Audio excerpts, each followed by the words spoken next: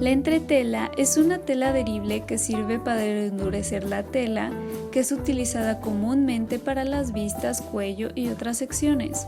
Una parte de la tela será la que contiene el pegamento. La manera para poner la entretela correctamente es cortar la pieza igual a la que se quiere endurecer. Para pegarla necesitas usar de la plancha caliente, pero no demasiado caliente para no derretir el pegamento. De igual manera recuerda que no debes usar vapor. La parte de la tela que no tiene el pegamento será la que tenga el contacto con la plancha y la parte que tiene el pegamento tendrá contacto con la tela a la que se va a adherir. La plancha se pasa por arriba de la tela con la entretela y se deja unos segundos.